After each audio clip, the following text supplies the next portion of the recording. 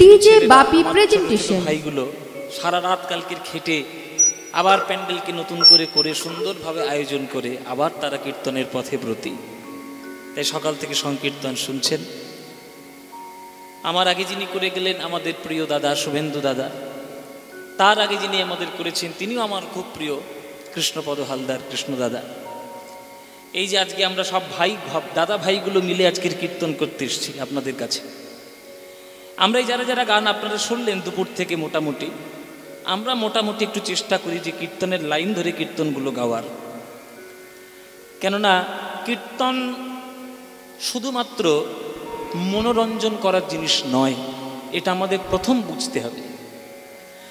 যেটা ভালো স্বাস্থ্যের খাবার সেটা কখনো মুখরোচক হয় না, আর যেটা মুখরোচক খাবার সেটা কখনো স্বাস্থ্যকর হয় না। আপনারা যারা চারিদিকে এখন কীর্তন শুনে বেড়াচ্ছেন, নানান ধরনের মুখরোচক কীর্তন হচ্ছে। মুখরোচক কীর্তন হচ্ছে বটে, শুনতে বেশ ভালো লাগছে, কিন্তু স্বাস্থ্যকর নয়। ওটা আপনার মনের স্বাস্থ্যের জন্য মোটেও উপকারী নয়। যে কীর্তনের মধ্যে পদ পদাবলী শাস্ত্র সঠিকভাবে ভক্তির রাস্তাটা দেখাবে সেটাই হচ্ছে স্বাস্থ্যকর। সেটা আপনাদের শুনতে ভালো লাগতে পারে, না লাগতেও পারে, কিন্তু সেটা স্বাস্থ্যকর। ডাক্তারের কাছে গেলে যদি আপনি বলেন যে ডাক্তার আমার শরীর স্বাস্থ্য কী করে ভালো রাখবো, ডাক্তার কখনোই প্রেসক্রিপশন লিখবেন না রোজ বিরিয়ানি খাও, জীবনে লিখবে না। ডাক্তার লিখেই দেবে প্রেসক্রিপশানে যে ভালো সুন্দর ডাল খাও, সাদা ভাত খাও, অল্প তেল খাও, তেল মশলা কম খাও, সুন্দর ফল খাও, সবজি খাও, এগুলোই লিখবে। কীর্তনের মধ্যে এইগুলো হচ্ছে আসল জিনিস বাবা। রাগ রাগিনী শাস্ত্র, বড়তাল, পদাবলী, মহাজনী পদ, কবিদের গান, বিভিন্ন ধরনের এইসব গানগুলোই হচ্ছে সঠিক কীর্তন। কৃষ্ণপদ হালদার, তারপরে শুভেন্দু ব্যানার্জি, তারপরে পদ্ম পলাশ, এই যে আমরা তিনজন যে গান গাইছি, আমরা মোটামুটি চেষ্টা করি যে রাস্তায় ধরে ধরে ঠিক লাইন ধরে ধরে গান গাওয়ার। তা আপনারা এখানে আজকে শুনতে এসেছেন, আপনারা শুনুন, সঠিক কীর্তনকে শ্রদ্ধা করুন, সঠিক কীর্তনগুলোকে শ্রেষ্ঠ জায়গায় নিয়ে যান। বড়ই অবতার ভাই বড়ই অবতার, পতিতেরে বিলাবল প্রেমেরও ভাণ্ডার। মহাপ্রভু এসেছেন জগতের কুসংস্কার থেকে দূর করে মানুষের অন্তরের মধ্যে ভক্তির জ্যোতি জ্বালানোর জন্য। মীরা কহে বিনা প্রেম সে না মিলে নন্দলালা। আপনার হৃদয়ে প্রেমই নেই, আপনি যতই যুক্তি তর্ক করার চেষ্টা করুন না কেন, ভগবান থেকে জীবনে কাছে আসবেন না, সব দূরে সরে যাবেন। এখন যুক্তি হয়েছে, যুক্তি, এটা কেন, ওটা কেন, সেটা কেন, না এত যুক্তি কিসের? জল যত ফোটাবেন বাষ্প হবে, জলকে আপনি পাবেন না। কেননা অতিরিক্ত গরম পেলে জল বাষ্প হয়ে যায়। আর জলকে আপনি যে পাত্রে রাখবেন সেই পাত্রে যদি ঠিকভাবে রাখতে পারেন সেই পাত্রই ধারণ করবে। আপনি গ্লাসে রাখুন, জল গ্লাস হয়ে গেছে। বাটিতে রাখুন, জল বাটি হয়ে গেছে। আপনি সমুদ্রে রাখুন, জল সমুদ্র হয়ে গেছে। জলের যেমন নিজস্ব কোনো আকার নেই, সেটা একটা আকারের উপর, একটা পাত্রের উপর যেমন নির্ভর করে, তেমনি ভগবানেরও কিন্তু নিজস্ব কোনো আকার নেই। তিনি ভক্তের যেভাবে তাকে ডাকে, ভক্তের হৃদয়ে ঠিক সেইভাবেই ধরা দেয়। ওই জন্যেই গীতায় বলেছে, ये यथा मां प्रपद्यन्ते तां तथैव भजाम्यहं मम वर्तानुवर्तन्ते मनुष्या पार्थ सर्वस्य। যে আমায় যেমন ভাবে ভালোবাসবে আমি তাকে তেমন ভাবে ভালোবাসবো। তুমি যদি তাকে শত্রু রূপে ডাকতে চাও, ভগবান তোমার শত্রু। ভগবানকে যদি মিত্র রূপে ডাকতে চাও, ভগবান তোমার মিত্র। ভগবানকে যদি নিরাকার রূপে ডাকতে চাও, ভগবান নিরাকার। ভগবানকে যদি হৃদয়ের মধ্যে মূর্তি ধারণ করে দাঁড় করাতে চাও, ভগবান তোমার হৃদয়ের সাকার। যা ভাব দেবে তাই ভগবান ভাবেই আসবে। তাই আগে মনের মধ্যে চোখটা বন্ধ করুন, বাইরের চোখটা বন্ধ করে ভেতরের চোখটা উন্মোচন করার চেষ্টা করুন। আমাদের দুই ধরনের চোখ আছে বাবা, একটা বাইরের চোখ, একটা ভেতরের চোখ। বাইরের চোখ ভগবান দিয়েছে কেন? হাওয়া, নদ নদী, গাছপালা, পর্বত, খাবার, মানুষ, এগুলো দেখার জন্য। কিন্তু বাইরের দুটো চোখ দিয়ে কোনোদিন আপনি ভগবানকে দেখতে পাবেন না। কেননা ভগবানকে দেখার মতো চোখ এই দুটো ক্ষমতা নেই। এই দুটো চোখের ক্ষমতা ভগবানের রূপকে দেখার জন্য নয়, এটা মায়ার রূপকে দেখার জন্য। আর ভগবানকে রূপ দেখার জন্য এই দুটো ভুরুর মাঝখানে একটা নয়ন আছে, যার নাম প্রেম নয়ন জ্ঞান চক্ষু। সেটা যখনই আপনি উদয় করবেন, তখন আপনি যেদিকেই তাকাবেন সব দিকেই ভগবানের কৃপা সিন্ধু রূপ দাঁড়িয়ে রয়েছে। একবার তাকিয়ে তো দেখো। তাই বাইরের চোখ বন্ধ করো, ভেতরের চোখটা খোলো। ও মায়েরা, বাইরের চোখটা বন্ধ, আমার দুটো চোখ বন্ধ করলে আমি কি দেখবো? অন্ধকার দেখবো। দুটো চোখ বন্ধ করলে অন্ধকার, কিন্তু ওই অন্ধকারের ভেতর থেকে উৎসারিত আলো রবীন্দ্রনাথ ঠাকুর বলেই দিয়েছে। দেখুন, প্রত্যেকটা কথার একটা সায়েন্টিফিক রিজন রয়েছে। আমাদের যে জগৎ সৃষ্টি হয়েছে, বিজ্ঞানীরা বলছে ব্ল্যাক হোলের মাধ্যমে তৈরি হয়েছে। তাহলে কালোটা ছিল, অন্ধকারটা ছিল, তাই জগতের উৎসারিত আলো। তা আপনার চোখটা বন্ধ করুন, চোখ বন্ধ করে যদি সঠিকভাবে ধ্যানটা লাগাতে পারেন, ওই কালোর মধ্যে থেকেই আমার কৃষ্ণ বেরিয়ে আসবে, এসে তোমার হৃদয়টিকে জড়িয়ে ধরার জন্য গোলকের প্রেম সম্পত্তি তোমায় দান করবে। তাই বাইরের চোখ বন্ধ করো, ভেতরের চোখটা খোলো। দেখ দেখি মন নয়ন মোদে ভালো করে, আলো করে বসে কে আছে রে তোর ভাঙা ঘরে।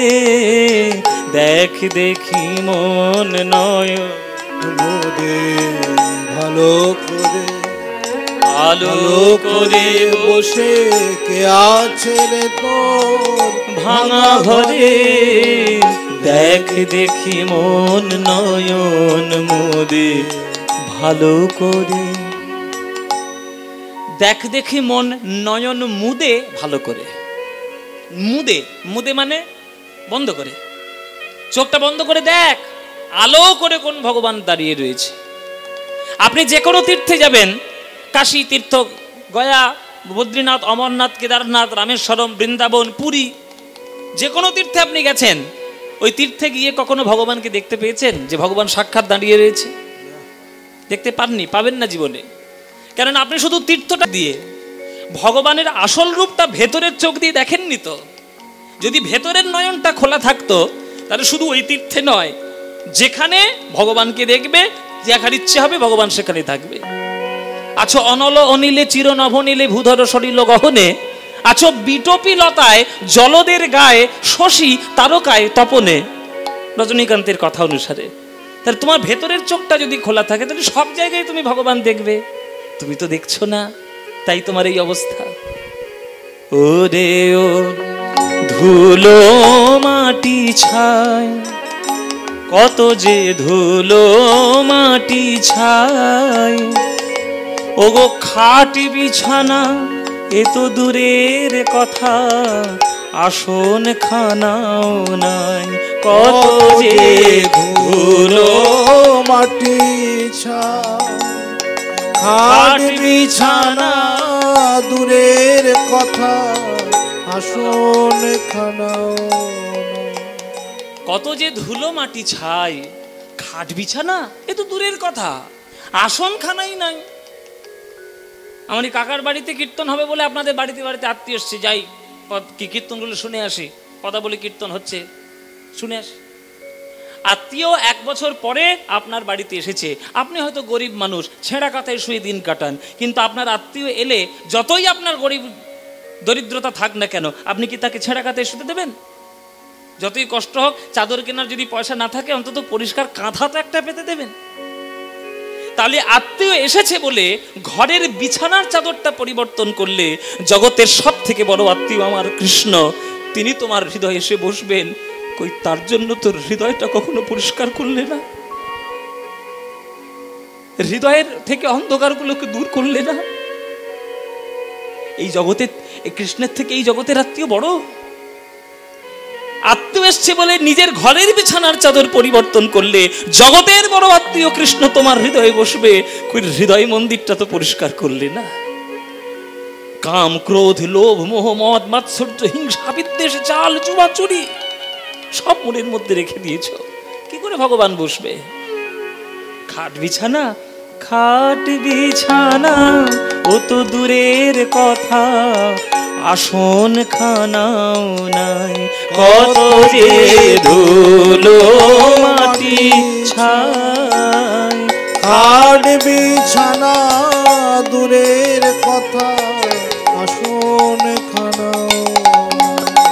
ওগো তবু করে নেই কো অভিমান, দুঃখী দেখে ওর ঝরে দু নয়ন, এমনি কোমল প্রাণ।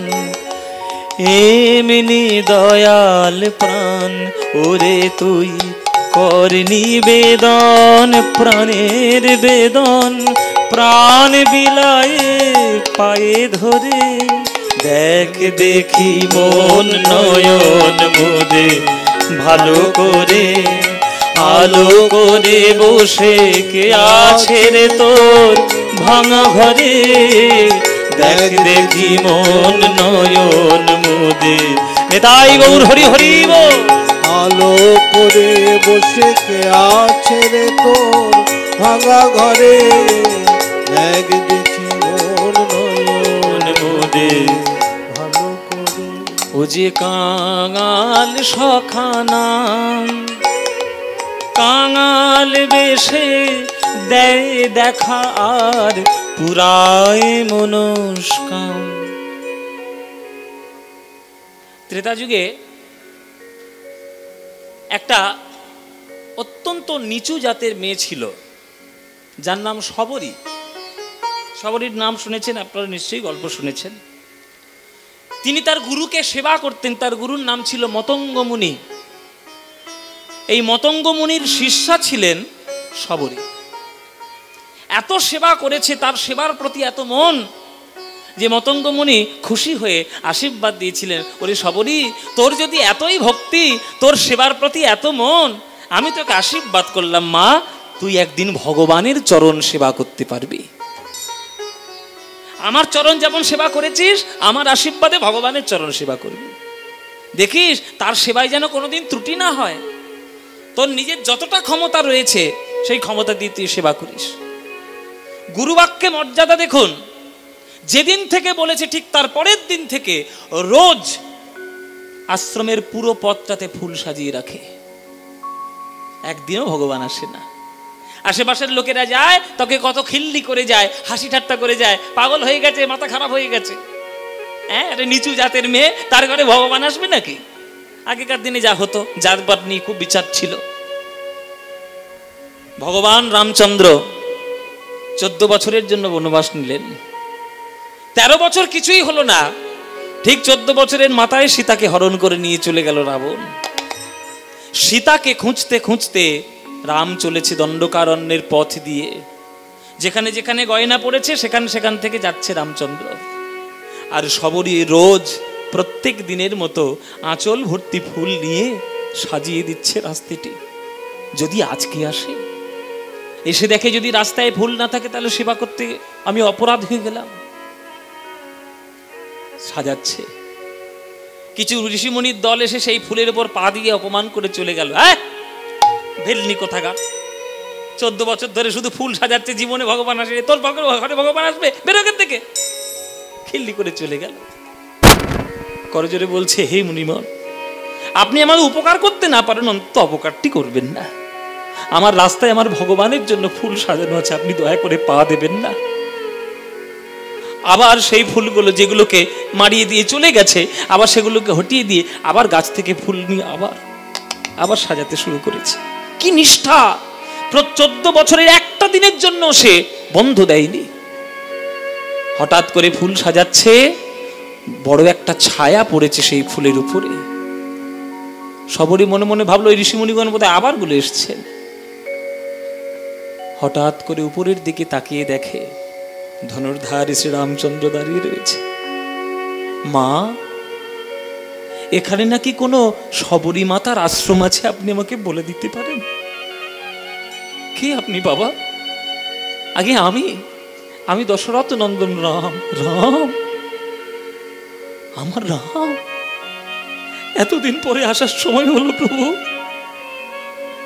14 বছরের প্রত্যেকটি দিন আমি রাস্তায় ফুল সাজিয়েছি ওই চরণে ফুল দেব বলে। চরণটা জড়িয়ে ধরে শবরীর নয়ন বিন্দু চরণে ঝরে ঝরে পড়ে যাচ্ছে। এসো প্রভু আমার কুটিরে। আমার গুরুদেব আশীর্বাদ দিয়ে গিয়েছিলেন। ভগবান স্নান তো করেই ফেলেছি, আবার কি স্নান করাবে? স্নান কখন গঙ্গা জলে স্নান করালাম? ওই যে চরণটা ধরে কাঁদছিলে, আর চরণের বিন্দু বিন্দু গঙ্গা জল যে আমার চরণে পড়ছিল। ওই গঙ্গা জল যদি কেউ পায়, আবার কি জগতের কেউ গঙ্গা ধারণ করে? তোমার নয়নরূপী গঙ্গার জলে তো আমি স্নান করে ফেলেছি মা। নিজের এঁঠোকুল প্রত্যেক দিন চেকে চেকে রাখতো, কোনটা মিষ্টি কোনটা টক, টক হলেই ফেলে দেবে, মিষ্টি হলেই রেখে দেবে। যার 14 বছরের প্রত্যেকটি দিন শুধু গোবিন্দের সেবার জন্য, ভগবানের সেবার জন্য ব্যস্ত ছিল, তাকে ভগবান ভালোবাসবে না তো কে ভালোবাসবে? আর তাকে কাঙালের সখা বলবো না তো কাকে বলবো? যিনি ভক্তের সব ইচ্ছা পূরণ করার জন্য আসে। তাই তিনি শুধু ভগবান নয়, কাঙাল সখা না।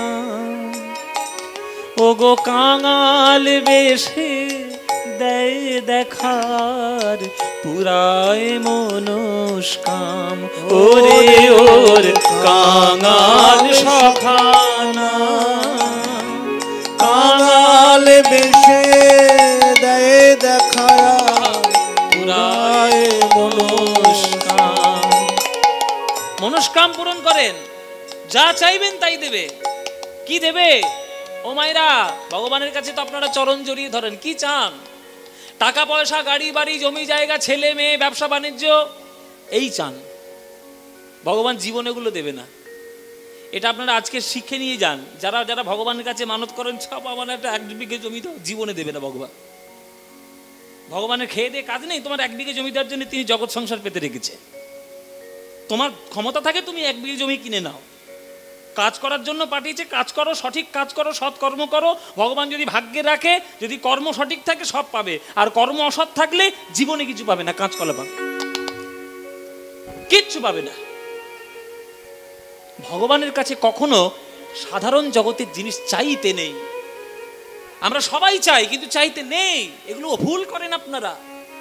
মানত করছেন কি, ঘুষি বেঁধে দিচ্ছেন, ঠাকুর আমার জন্য একটা ছেলে হয়। কেন? ভগবান কি ডাক্তারখানা খুলে রেখেছি সব? কেন জানে সব? এইগুলো যদি ভগবানের কাছে চাইলে জগতে সুখী হওয়া যেত, তাহলে আপনাদের থেকে আমাদের থেকে অনেক বেশি বুদ্ধিমান ছিল নরেন্দ্রনাথ দত্ত। সে তো চেয়ে নিতে পারত, চেয়েছিল। রামকৃষ্ণ বলল, তুই আজকে যা চাইবি মার কাছে সব পাবি, যা তুই কি চাইবি চা। তাহলে নরেন্দ্রনাথ যদি আমাদের থেকে বুদ্ধিমান বেশি, তাহলে সে চাইতে পারতো, জায়গা দাও, জমি দাও, আমার বিরাট বড় সম্পত্তি দাও, কলকাতা যেন গোটা আমার হয়ে যায়, সব চাইতে পারতো। কি চেয়েছিল? বাবা, মা আমায় জ্ঞান দাও, বুদ্ধি দাও, ভক্তি দাও, প্রেম দাও, বিবেক দাও, এইগুলো চেয়েছিল। যেটা চাইলে দুদিনের জন্য ফুরিয়ে যায়, ভগবানের কাছে সেটা চেয়ে কি হবে? যেটা চাইলে পারমার্থিক জগৎ চিরকালের মতো উজ্জ্বল হয়, সেটাই চেয়ে নিয়ে হৃদয় ভরিয়ে নাও। তাই ভগবানের কাছে চাইলে তিনি কি দেবেন? পুরায় মনস্কাম। মনস্কাম তো পূর্ণ করবেই। কি করবে? শুনুন কি দেবে, দেখুন। এমন এমন জিনিস দেবে না, আপনি ভাবতে পারবেন না কি দেবে। প্রেম, দয়া আর বরা ভয় দিয়ে হেসে হেসে কত কথা কয়, আর কি দুঃখ রয়, বলো আর কি ব্যথা রয়। ওরে তুই প্রেম কুড়াবি, প্রাণ জুড়াবি, প্রেম কুড়াবি, তুই প্রাণ জুড়াবি, ওই অভয়ে পদে থাক পড়ে। দেখ দেখি মন নয়ন মোদে, ভালো করে আলো করে বসে কে আছে রে তোর ভাঙা ঘরে। দেখ দেখি মন নয়ন মোদে। তাই গৌর হরি হরি বল। আলো করে বসে কে আছে রে তোর ভাঙা ঘরে। দেখ দেখি মন নয়ন মোদে, ভালো করে দেখ দেখি মন নয়ন মোদে, ভালো করে দেখ দেখি মন নয়ন মোদে, ভালো করে। রজনীকান্তের গান এটি। এইগুলো হচ্ছে গান, এগুলো হচ্ছে গানের মতো গান। যে গান শুনলে আপনার চোখ থেকে ঝরঝর করে জল পড়বে সেটা গান, আর যে গান শুনলে আপনার গার ইত্তিপিত্তি জ্বলে উঠবে সেগুলো গানের নয়, গান নামে ছ্যাবলামি, গানের নামে। অনেক এখনকার দিনে ভালো ভালো গান হচ্ছে, খুব ভালো, সেগুলো আমি এখনো পর্যন্ত গাইতেই পারলাম না, আমার এমন ক্ষমতাই হয়নি। কাঁচা বাদাম আর ভাজা বাদাম, দারুণ গান, আমি গাইতেই পারি না। এত গুরুর কাছে গান শোনা বেকার হয়ে গেল সব। হ্যাঁ, এই জন্মে পারবো না, সামনের জন্মে বোধহয় পারবো। আমি সামনের জন্মে ভগবানের কাছে বলবো ওই গান যেন জীবনে গাইতে না হয় কোনো জন্মে। যে গান গাইলে ভগবান থেকে দূরে সরে যাওয়া যায় সে গানকে কি লাভ? জেনে রাখবেন, যে চালটা আপনি রান্না করছেন নাম করতে করতে সেটা চাল থাকবে না, ভাত থাকবে না, প্রসাদ হয়ে যাবে। যে হাঁটাটা আপনি জগতের জন্য করছেন না, তীর্থধামের জন্য করছেন, সেই হাঁটাটা আপনার জীবনের ক্ষেত্রে মঙ্গলকর হবে। যে গান গাইলে আপনি ঈশ্বরের চরণে মন প্রাণ সমর্পণ করতে পারবেন, সেটার গান থাকবে না, সেটা ভগবানের কীর্তন হয়ে যাবে। সেই সবগুলোকে রক্ষা করার চেষ্টা করুন। এই জন্য আমি এই সারেগামা পাই যেতে জেতার পর আমি একটা নিজের প্রোডাকশন হাউস আমি খুলেছি। প্রত্যেক মাসে একটি একটি করে গান আসে। এই গানটাও রেকর্ড আছে, দেখি মন নয়ন মধ্যে ভালো করে, এত সুন্দর করে রেকর্ড করেছি, চেষ্টা করেছি সুন্দর করে করার। কলকাতার নামি দামি মিউজিশিয়ান নিয়ে প্রত্যেক মাসে একটি একটি করে গান আসে। প্রচুর খরচা, এক একটা গান রেকর্ডিং এত সস্তা নয়, প্রচুর খরচা হয়। কিন্তু হোক, মানুষের নতুন নতুন গান তো শোনাতে হবে। যেসব গানগুলো লুপ্ত হয়ে যাচ্ছে, যেগুলো নিভে যাচ্ছে, সেগুলোকে তো জাগিয়ে রাখার চেষ্টা আমাদের তো করতে হবে। কে করবে? কেউ করবে না। আর আমারও সব লাভটা হবে সব দেখার দরকার নেই, মানুষ শুনুক সেটাই বেশি হবে। যদি 1000 লোকও শোনে তাতেই আমার লাভ। প্রচুর টাকা খরচা, কিন্তু লাভ, ওগুলোই আমার লাভ। তাই আপনারা কীর্তন শুনতে আসেন প্রতি বছর। আমার এই কাকার বাড়িতে প্রতি বছর আমিও আসি, আবার সামনের বছর আসবো। কবে আসবো এখন বলবো না, পরে বলবো। সামনের বছর আবার আসবো, কাকা বায়না করে দিয়েছে, কোনো ব্যাপার নয়। সুতরাং এখানে তো সব সময় আমাদের ঘরের মতো হয়ে গেছে ব্যাপারটা, যে এখানে আমি অন্তত আসবই। আপনাদের কাছে শুধু আমাদের করজোরে নিবেদন যে প্রাণ ভরে শুধু ভক্তি সঙ্গীত আস্বাদন করুন। যে গান শুনলে ভগবানের প্রতি ভক্তি হবে। চলুন, যে লীলাটি আজকের আমরা আস্বাদন করব সেটা ভক্তিরই লীলা। যে কেমন করে ভক্তি করতে হয়, কেমন করে গুরুর চরণে শ্রদ্ধা করতে হয়, কেমন করে গুরুর প্রতি নিবেদন করতে হয়। সারাদিন বিভিন্নভাবে কৃষ্ণলীলা আমরা শুনলাম, এবার আমরা একটু গৌর ভক্তির লীলা একটু আস্বাদন করব। চলুন আমরা আস্বাদন করব গদাধর প্রভুর পুনর্জন্ম লীলা আস্বাদন করব। গদাধর প্রভুর পুনর্জন্ম, পঞ্চতত্ত্বের যে গদাধর মহাপ্রভুর বাম দিকে যিনি থাকেন, সেই গদাধরের পুনর্জন্ম আজকের আস্বাদন করব। পঞ্চতত্ত্ব কি মায়েরা? নিশ্চয় তোমাদের বাড়িতে ছবি আছে। মাঝখানে মহাপ্রভু, ডান দিকে নিত্যানন্দ, নিত্যানন্দের ডান দিকে অদ্বৈত, মহাপ্রভুর বাম দিকে হচ্ছে গদাধর, আর গদাধরের বাম দিকে হচ্ছেন শ্রীবাস পণ্ডিত। এই হচ্ছে আমাদের পঞ্চতত্ত্ব। গৌড়ীয় বৈষ্ণব গৌড়ীয় সমাজে এটাই পঞ্চতত্ত্ব। এই যে মহাপ্রভুর বাম দিকে যিনি আমাদের গদাধর, এই গদাধর কিন্তু আবার পরবর্তীকালে মহাপ্রভুর আশীর্বাদেই জন্ম নিয়েছিলেন। তিনি কে? আজকের সেই কথা আমরা আস্বাদন করব। চলুন গদাধরের পুনর্জন্ম লীলা আস্বাদন করি। পুনর্জন্ম তিনি নিয়ে তিনি কেমন করে গুরু ভক্তি করেছেন আর কেমন করে জগৎ মাঝে ভক্তি প্রতিষ্ঠিত করেছেন, সেই লীলাটি আজকে আমরা আস্বাদন করব। চলুন। মহাপ্রভু, আমার চৈতন্য মহাপ্রভু জগৎ সংসারকে উদ্ধার করার জন্য 2 ধরনের লীলা জগতে সংঘটিত করিয়েছিলেন। একটা 24 বছরের নবদ্বীপ লীলা, আর বাকি 24 বছরের সন্ন্যাস লীলা। এই 24 বছরে তিনি নবদ্বীপের ভক্তদের সঙ্গে লীলা করেছেন, আর বাকি 24 বছরে তিনি ভারতবর্ষের বিভিন্ন ভক্তদের সঙ্গে লীলা করেছেন। এই লীলার থেকে সূত্রপাত আমাদের এই আজকের গদাধরের পুনর্জন্মটি। চলুন, তো সেই গদাধর তিনি মহাপ্রভুর সঙ্গে থাকতেন পুরীধামেই। কেননা মহাপ্রভু যখন চলে গেছিলেন, মহাপ্রভুর বিশিষ্ট বিশিষ্ট পার্ষদগণ তারাও কেউ নবদ্বীপে থাকেনি, তারাও চলে গেছিল মহাপ্রভুর সঙ্গে। যে চোখই নাই তো দেখবো কি, আর নবদ্বীপে নিমাই নাই তো নবদ্বীপে থাকবো কি, তাই কেউ তারা থাকেনি, সব চলে গেছিল। কিন্তু নিত্যানন্দ যায়নি। নিত্যানন্দ প্রভু বাংলার ঘরে ঘরে কীর্তন সমর্পণ করার জন্য বাংলার ঘরে ঘরে তিনি কীর্তন পৌঁছে দিয়েছিলেন। আপনারা একটা কথা জেনে রাখবেন বাবা, মহাপ্রভু যেমন সারা বিশ্ব সংসারে প্রেম ছড়িয়েছে, এটা যেমন মহাপ্রভুর কৃতিত্ব, তেমনি প্রত্যেকটি ঘরে ঘরে কীর্তন পৌঁছে দিয়েছে আমার নিত্যানন্দ প্রভুর কৃতিত্ব। নিতাই যদি না থাকতো আজকের ঘরে ঘরে প্রেম হতো না, কীর্তন হতো না। তিনি নিজেই সংসার করেছিলেন, পরে করে ঘরে ঘরে প্রেম দিয়েছেন যে তোরা কর হরিনাম, হরিনাম ছাড়া কোনো গতি নাই। এই নিত্যানন্দ প্রভু প্রত্যেক বছর দেখতে যেতেন। তো সবাই মহাপ্রভুকে দেখার জন্য প্রত্যেক বছর পুরী ধামে সবাই যেতেন রথের সময়। আপনারা সবাই জানেন যে রথের সময় মহাপ্রভুকে দেখলে রথও যেমন দেখা হলো, কলাটাও বেচা হলো, এক কাজে দুই পাখি হয়ে গেল। এক ঢেলে দুই পাখি, অচল জগন্নাথ মন্দিরের মধ্যেও দেখা হলো, আর সচল জগন্নাথ মহাপ্রভু বাইরে রয়েছে, সবাই মিলে দেখা হলো। এই চল, এই সবাই মিলে চল চল চল চল মহাপ্রভুকে দেখে আসে। আর আগেকার দিনে পুরীতে যাওয়া মানে অন্তত খুব কম করে হলো 3 মাসের ধাক্কা। কেননা এখনকার দিনের মতো দুরন্ত এক্সপ্রেস ছিল না যে আপনি সকাল সন্ধ্যে বসবেন আর সকালে নেমে যাবেন, এটা আগেকার দিনে ছিল না। আগেকার দিনে হেঁটে হেঁটে যেতে হতো, আর হেঁটে হেঁটে মোটামুটি যাওয়ার মধ্যে রাস্তায় নদী পড়তো। তো মোটামুটি যাওয়া আসা আর মেলা দেখা, রথ দেখা টাকা সব কিছু মিলিয়ে মোটামুটি 3 মাসের কারবার। ওই জন্য আষাঢ় মাসে যদি মানে রথ হয়, তাহলে মোটামুটি বৈশাখ মাসের শেষের দিকে নবদ্বীপের লোকেরা বেরোতেন আর ফিরতেন সেই শ্রাবণ মাসে। এইরকম সময়টা ধরে আগেকার দিনে পুরীতে যেতে হতো, প্রচুর হেঁটে হেঁটে যেতে হতো। তো যাদের বেশি পয়সা তারা গরুর গাড়ি নিয়ে যাবে, কিন্তু অত দূর গরুর গাড়ি নিয়ে যাওয়া খুব সমস্যাজনক ব্যাপার। যাই হোক, তা প্রভু চলেছেন, প্রভুর কাছে দেখার জন্য নবদ্বীপবাসী চলেছেন। চলো তাহলে আমরাও একটু পুরী ধামে যাই, গিয়ে প্রভুকে একটু দেখি যে প্রভু কোথায় রয়েছে। এই চলো চলো চলো সবাই মিলে চলো গো, পুরী ধামে যাই। এখানে যারা গান শুনছো, কারা পুরী গেছো হাত তোলো দেখি। পুরী কারা গেছো? যারা যারা পুরী গেছো হাত তুলবে। বাহ, তো মোটামুটি পুরীতে গেছে। পুরীতে কাকে দেখার জন্য গেছিলে মায়েরা? কি হয়েছে, মুখে কি করেছে, কুলু বেঁধেছো নাকি? জগন্নাথকে 100% মিথ্যে কথা, একদম মিথ্যে কথা, ডাহা মিথ্যে কথা। সবাই পুরীতে গেছে সমুদ্রের জলে আছাড় খাওয়ার জন্য, আর কিচ্ছু না।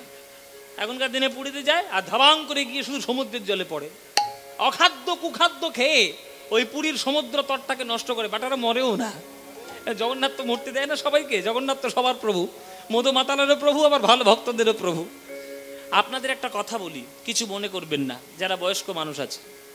যদি আপনার মনে হয় যে আপনি তীর্থে যাবেন, দয়া করে, আমি আজকে আপনাদের কাছে হাত জোর করে বলছি, দয়া করে অভক্তদের সঙ্গে নিয়ে জীবনে তীর্থে যাবেন না। অভক্তদের সঙ্গে নিয়ে তীর্থে যেতে নেই। ওরা গেলেই শুধু হোটেল খুঁজবে আর বাথরুম খুঁজবে, আর কিচ্ছু খুঁজবে না। হোটেল খুঁজবে, বাথরুম খুঁজবে, চান করবে, সমুদ্রের জলে আচার খাবে, অখাদ্য কুখাদ্য খাবে। পুরী ধাম, বৃন্দাবন ধাম, এই পবিত্রতাটা এরা নষ্ট করে ফেলে। ভক্ত সঙ্গে তীর্থধামে যাবেন, তবে যদি তীর্থের মাহাত্ম্য বুঝতে পারেন। তো চলুন আজকে সবাই চলেছি জগন্নাথ মন্দিরে, আমরাও সবাই মিলে যাব মায়েরা। আমি যখন শ্লোক বলবো তখন একটু উলুধ্বনি দিও, কেমন? চলো জগন্নাথের বন্দনা গাইতে গাইতে আমরা একটু যাই পুরী ধাম। জগন্নাথ স্বামী নয়ন পথগামী ভবতু মে। জগন্নাথ স্বামী নয়ন পথগামী ভবতু মে। জগন্নাথ স্বামী নয়ন পথগামী ভবতু মে। জগন্নাথ স্বামী নয়ন পথগামী ভবতু মে। এবার উলুধ্বনি দিন। কদাচিৎ কালিন্দিতট বিপিন সঙ্গীত তরল মুদাভীরি নারী বদন কমল স্বাদ মধুপ रमा ब्रह्मा शिव शुभ गणेशार्चित पदो जगन्नाथ स्वामी नयन पथगामी भवतु मे। जगन्नाथ स्वामी नयन पथगामी भवतु मे। जगन्नाथ स्वामी नयन भवतु मे। जगन्नाथ स्वामी नयन पथगामी भवतु मे। जगन्नाथ स्वामी नयन पथगामी भवतु मे। সবাই বলে জগন্নাথ দেবী কি, শ্রী বলভদ্র জিউ কি, সুভদ্রা মাই কি, শ্রীকৃষ্ণ চৈতন্য মহাপ্রভু কি। এসো এসো এসো। ঘরের লোক এসছি গো। ঘরের লোকের সঙ্গে দেখা হলে কার না আনন্দ হয়। বিদেশে যারা থাকে তারা যদি দেশের লোককে একবার করে দেখতে পায় মনটা আনন্দে ভরে যায়। এসো এসো।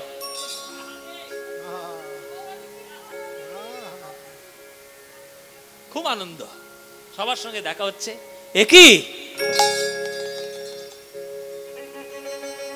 তুমি আবার এসছো? তোমাকে না কতবার বলেছি তুমি আসবে না, কেন এসছো? বারবার বলা সত্ত্বেও তুমি আমার কথা শুনছো না, চলে যাও এখান থেকে। সবাই এসেছে, সবার আশাটা মহাপ্রভু গ্রহণ করেছে, কিন্তু একজনের আশাটি মহাপ্রভু গ্রহণ করেননি। তাকে দেখেই রেগে গিয়েছে মহাপ্রভু। তুমি কেন এলে? এখানে কি কাজ তোমার? তোমাকে বারবার বলা সত্ত্বেও তুমি আমার কথা শুনছো না। যাও, তুমি আমার কাছে শুনে চলে যাও এখান থেকে। প্রভু তো দয়ার সাগর, কাউকে তো এরকম করেন না। তাহলে তাকে এইভাবে ব্যবহার করছেন কেন? সে কে? কার প্রতি মহাপ্রভু রুষ্ট? কাকে দেখলেই মহাপ্রভুর একটু বিরক্তি ভাব হচ্ছে? মায়েরা, তোমরা শুনলে অবাক হয়ে যাবে। বাবা, আপনারা শুনলে অবাক হয়ে যাবেন কাকে দেখে মহাপ্রভুর রাগ। জানেন, তার নাম হচ্ছে নিত্যানন্দ প্রভু। নিতাইকে দেখে প্রভুর এত রাগ। দাদা, তুমি কেন এসছো? তোমাকে না বলেছি তুমি আসবে না? তুমি আসলে আমার পুরীতে আমার বড় ক্ষতি হয়ে যাচ্ছে। তুমি কি বুঝতে পারছো না? বারবার কতবার তোমাকে বারণ করছি তুমি এসো না। আচ্ছা, মুখের সামনে যদি এসো না কেউ বলে, সে আমার যত বড়ই আত্মীয় হোক না কেন, তার বাড়ি আমি জীবনে যাব? মনে করেন আপনি আপনার পরিচিত কোনো আত্মীয়ের বাড়িতে আপনি গেলেন, আপনাকে দেখেই তার ইত্তিবৃত্তি জ্বলে উঠেছে, বলে আমার বাড়ি আসবে না তুমি জীবনে। সে যত বড়ই আত্মীয় হোক, আপনি তার বাড়ি জীবনে যাবেন? অপমান কেউ সইতে পারে? আত্মসম্মান বোধ নেই? মহাপ্রভু নিত্যানন্দকে বলছে যে তুমি চলে যাও, আসবে না। কোন নিত্যানন্দকে? যে নিত্যানন্দ নবদ্বীপে হরিনাম দিতে গিয়ে কপালটা ফাটিয়েছে, সেই নিতাইকে। যে নিতাই সারা ভারতবর্ষ ভ্রমণ করে যখন নবদ্বীপে এসেছে, সচী মাতার হাতে হাত রেখে বলেছিল, ওরে নিতাই, তোকে দেখতে একদম আমার বিশ্বরূপের মতো, আমার বিশ্বরূপ গেছে, তুই এসছিস, আমার নিমাইকে দেখিস বাবা। সেই নিতাইকে। যে নিতাই না হলে চাঁদ কাজী উদ্ধার করার জন্য হাজার খোলের ব্যবস্থা হতো না, জগাই মাথায় উদ্ধার হতো না। সেই নিতাইকে মহাপ্রভু বলছে তুমি কেন এলে? চলে যাও এখান থেকে। ভক্তরা সবাই অবাক। ছি ছি ছি, সন্ন্যাসী হয়েছে বলে কি এতটাই রুষ্ট হতে হয় আর এতটাই নির্মোহী হতে হয় যে নিতাইয়ের মতো লোককে বলছে চলে যাও? আমরা হলে বাবু জীবনে আসতাম না। নিত্যানন্দ আর কি বলবে? মাথাটা নিচু করে চলে এলো আমাদের এই নবদ্বীপে। সবাই এসে বাড়িতে এসে নিতাইকে বলছে, ও নিতাই চা, এতই যদি তোমার অপমান করে তুমি বারে বারে যাও কেন? আমরা নবদ্বীপবাসী, আমাদেরই কত খারাপ লাগছে, আর তোমার খারাপ লাগে না? আমাদের সঙ্গে কথা দাও যে আজ জীবনে যাবে না তুমি। তখন নিত্যানন্দ বলছে, ভাই রে, নিমাইয়ের আর কি দোষ বল? নিমাই তো সন্ন্যাসী হয়ে গেছে, ওর মনটা না হয় আমার থেকে উড়ে গেছে। ওরে ভাই, নিমাই নিতাই ছাড়া থাকতে পারে, কিন্তু নিতাই তো নিমাই ছাড়া থাকতে পারে না। গৌর না হয় সন্ন্যাসী হয়েছে, না হয় সে আমার ছেড়ে থাকতে পারে, কিন্তু আমি তো থাকতে পারি না। ও আমার ভাই, আমার যত অপমানই করুক না কেন, আমার তো ভাই। আমার তো সারা বছরের পরে একটা সময় আমার বুকের ভেতরে চিনচিন করে যে আমি আমার নিমাইকে একবার দেখে আসি। কি করব বল? আবার সামনের বছর এসছে, রথের সময় আবার এসে উপস্থিত হয়েছে, আবার নিত্যানন্দ পোঁটলি গোটাচ্ছে, আবার যাবে দেখা করবে। নবদ্বীপবাসী বলছে, আপনার এখনো লজ্জা নেই? আপনি আবার যাবেন এই বছর অপমানিত হতে? হ্যাঁ যাই, তবে তোদের কাছে একটা অনুরোধ ভাই, তোদের হাত জোড় করে বলি, আমি যে গিয়েছি নিমাইকে যেন জানাসনি। আমি চুপি চুপি করে দেখবো, আড়াল থেকে দেখে আমি চুপি চুপি করে চলে আসবো। তোরা যেন বলিসনি কাউকে। না না না, নিত্যানন্দের প্রেম দেখে, নিত্যানন্দের ভালোবাসা দেখে নবদ্বীপবাসী কাঁদছে যে এত অপমান হওয়ার পরেও যাওয়া যায়, এটাই হলো ভালোবাসা। যে প্রকৃত কাউকে ভালোবাসবে বাবা, সে জীবন পাত করে সে তাকে ভালোবাসবে, সে তার যতই অন্যায় হোক না কেন। আবার চলেছে এই বছর, আবার নিমাইকে দেখতে যাবে বলে আবার নিতাই যাচ্ছে, আবার দলে দলে নিতাইয়ের পিছনে পিছনে আবার ভক্তরা চলেছে, আবার দেখতে যাবে বলে। জগন্নাথ স্বামী নয়ন পথগামী ভবতু মে। জগন্নাথ স্বামী নয়ন পথগামী ভবতু মে। জগন্নাথ স্বামী নয়ন পথগামী ভবতু